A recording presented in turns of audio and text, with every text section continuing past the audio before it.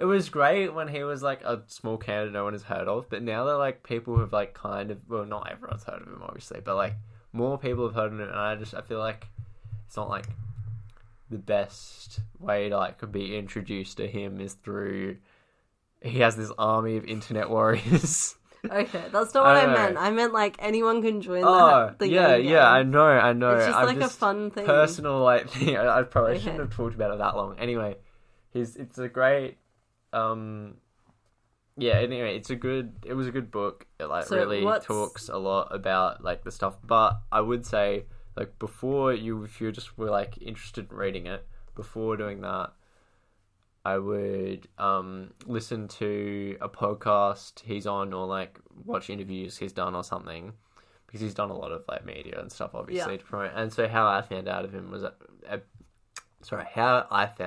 him was actually through Freakonomics. So they did an episode with him, but also he's done episodes with Joe Rogan and Pod Save America. So, or like he's probably done a bunch of other ones as well. And I think he did some stuff with Ryan Heger and some other people. Yeah, any of that stuff I would recommend. Like, it probably will explain like why he's running and like that stuff. It's really cool. Yeah, so if you're in the US, vote for him. Your book recommendations. So I really like the book Atomic Habits by James Clear. I read that recently.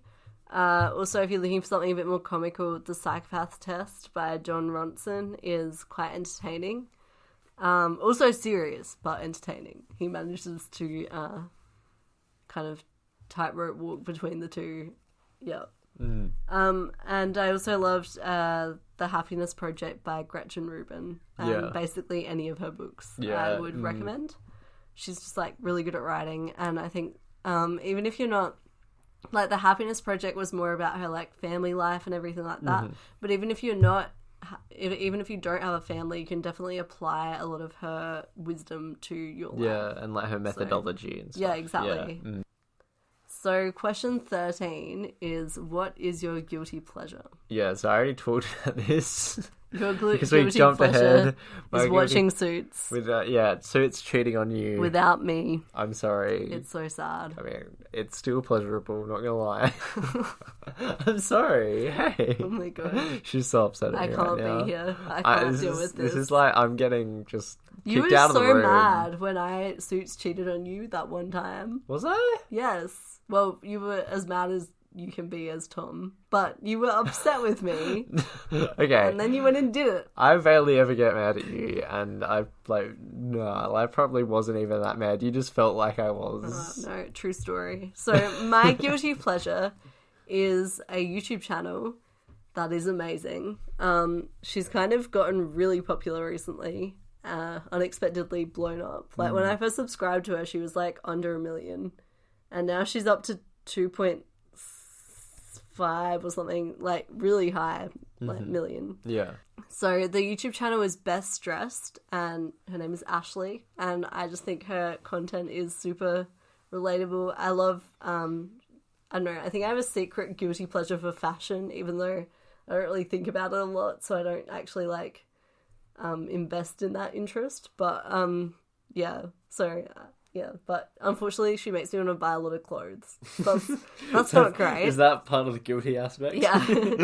And I just, I think she's doing something great for the internet. The last question is, what did you want to be when you were little, Tom? Yeah, so when I was quite young, I wanted to play cricket for Australia. Mm-hmm. But then, like, when I was in grade 2, my friend Caleb was better at cricket than me. And I realised, like, oh, no, like, if Caleb's better than me, there's, like, plenty of kids at other schools who are also probably better than me. I love how you thought about this so logically. Yeah, well, I mean, I was 7, so, but, like, when I was 7, I was like, I don't care how many people there are, I'm gonna be famous. Oh. Yeah, well, like... Anyway, I was like, I'm probably not going to be good enough to play for Australia, so I decided what I'd do is be a cricket umpire, because those are the only other people you see on TV. So, like, don't really want to be a cricket umpire anymore, but, Yeah, that was didn't achieve one that of my dream. first dreams as a kid. Yeah, what about you? So I just basically varied in what I wanted to do for my whole life, like a lot. Like I would go from like being something like a vet to being an actress to being a dancer to being a singer to being an architect and then back to a vet. Yep. So it was a lot. Yeah. Honestly, part of me is still like, oh, should I do this?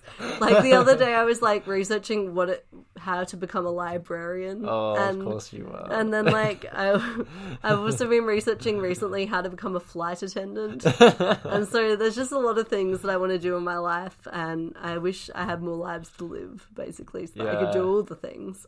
So this week we've got an exciting new segment. Woo! All of that enthusiasm. Yeah, new segment. So this segment is inspired by Gretchen Rubin's Try This at Home segment on her podcast, Happier. Woo. Yeah. So ours is called Savings Try This at Home. Yeah. So basically each week we're going to do a savings challenge or spending challenge or some kind of thing to do with money. And then we're going to report back on how we went. Yeah. So this week we did a zero-sum budget challenge in which we basically looked through our week, looked at what we were doing each day, and calculated how much we think we were going to spend. And then we got that amount out in cash and then spent that money. So only that money. And if we ran out of money, we just weren't able to get any more money. Yeah. So that was the zero-sum budget. So how did you go with that, Tom? I went really well because, what happened was I didn't really have anything I had to spend on. I just decided to give myself $50 anyway because I was like, So you just had so much extra money. I might, spend it, could easily happen, and then it didn't, and then I've only spent probably $20, maybe a bit more, maybe $25, so I've only spent half of it, so Did you find that the fact that this challenge was going on stopped you from spending or not? But did you think about it at all when you were going to spend? I don't think it had to, because I didn't spend enough for it to impact it. I just happened a little bit though. Yeah, definitely a little bit. So for me, it definitely influenced the way I thought about purchases. So, today, for instance, I was like, oh, I'm kind of hungry. So I was thinking about buying I don't know, a chocolate bar or something for afternoon tea. And then I realized that would be eating into my money, Yeah, so I was just like, no, I'm not going to do that. So basically I didn't spend barely anything that I didn't have to today. Yeah. I bought the cheapest thing. I went out for lunch with friends, so obviously I had to buy some lunch. But I bought the cheapest thing on the menu, basically, that wasn't nuggets. There was chicken nuggets, and I was like, I wasn't really keen for that. So it can be, no shame, but yeah, it was really good. I found it useful. So next week's Try This at Home, which Tom doesn't know yet. Whoa. This is exciting. Whoa! So basically, I don't know if any of our listeners have heard of it, but there's this thing called envelope budgeting, which is basically where you write out any expenses on envelopes that you might have throughout the week. Mm-hmm. Some people do it throughout the month, but we're going to do it throughout the week for the purpose of this challenge. Yep. And then we're going to put the amount of money that we're allowed to spend on each of those items into those envelopes. Whoa, okay. For example, and this is going to be even more interesting because this week we're moving out and house sitting again. Yeah. So we're going to have to put away a certain amount of money for grocery shopping. And we cannot change that amount. That is all we have for the entire week for any groceries. Yeah. And put that in an envelope. Damn, okay. And then fuel as well, put that in an envelope, anything. And so we should only be spending using cash from these envelopes for anything. That's the challenge. So yeah, we challenge you as well if you want to partake, or if you've ever done this kind of budgeting before, we'd love to hear how you went as well. And next week we'll be talking about how we went. Yeah. So that should be interesting. Whoa, yeah. Knowing me, I'm just going to get it all color coded. I'm excited for the envelopes. Yeah, you are. It's going to be every color in the rainbow, and other colors that aren't in the rainbow. So this week, for our real estate current affair, we focused on a more international news story because we've been focusing on Australian news for a while. Yeah, not that Australian news isn't great, but just like a change. No, yeah. So, Adam Lambert basically is selling his Hollywood Hills like home, and it's like $1 million, high $1 million home. Has like 2 kitchens, like 4 living rooms, something like a massive pool, all of this stuff. So yeah, Rich people things. by the way, so if anyone has that money that's listening to this, which is no one, feel free to put a bid in for Yeah. yeah. No, he's the. If you don't know, he's the like current lead singer of Queen, I guess. Yeah, I guess. So he toured with Queen, yeah. And what songs did he write? Like, what songs does he come out with? I thought they just sung their old songs. No. He's written his own songs though. Oh yeah, I don't know any of them. Oh really? No. I want to. I have. I've definitely listened to his songs. I just like don't remember that I know them. So he wrote in 2009, "What Do You Want From Me?" So, and then he wrote Ghost Town. Yeah. As well. Do you know either of those? Yeah, I don't. I know. I remember Ghost Town. I think. Yeah. So the next segment is the spending report. So just a disclaimer, I decided to rearrange it so the Avo Toast of the Week comes first and the best spend / save of the week is second, so we end on a high note. Yeah, and also just a reminder that the Avo Toast of the Week, this is a reminder to myself mainly because I've been looking at the Avo Toast of the Week as like a spending regret. But really, it's like a lifestyle flex. It's more like... yeah, it's like something that you really can't afford to be doing, but you did it this week. Yeah. And so it's like avocado toast. Yeah. Okay, so what was your avo toast of the week? My avocado toast of the week was... it was a double cheeseburger. Specifically, it was... I went to the maths ball. Mm-hmm. So, and... so I went to the maths ball and I got there a bit late. So all the food that they like had paid for already and like that I had paid for with my ticket was like gone. It was eaten.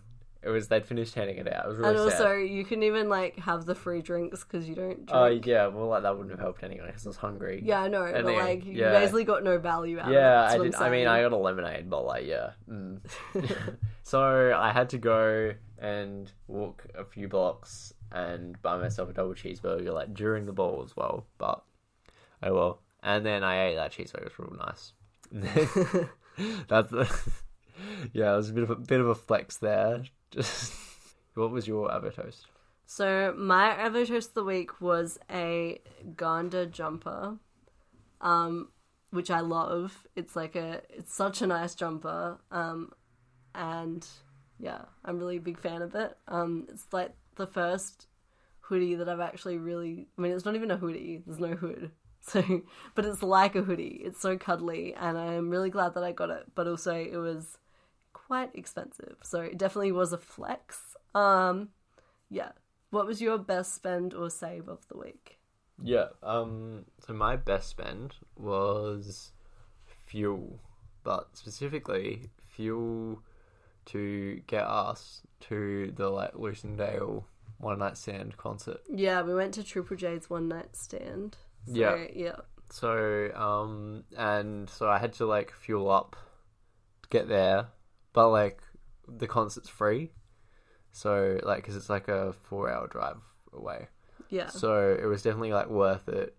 Especially since those concerts can be really expensive. Like we paid for accommodation and we still paid less than like a discounted ticket to like Spin-Off or something. Yeah. So, which is amazing. So like overall we like definitely got like good value out of that, I'd say. Yeah, it was really fun. Yeah. So my best spend was Good Place themed t-shirts. This is kind of an avo toast because I didn't really need it, but he loves it. It was $20 for each for me. For a Good Place themed t-shirt that said welcome, everything is fine in green. And I think it significantly enhanced my friendships with those people that I regularly watch The Good Place with. Yeah. So yeah, I'd say it's a good spend. Yeah. But also adding on to the one night stand thing, I think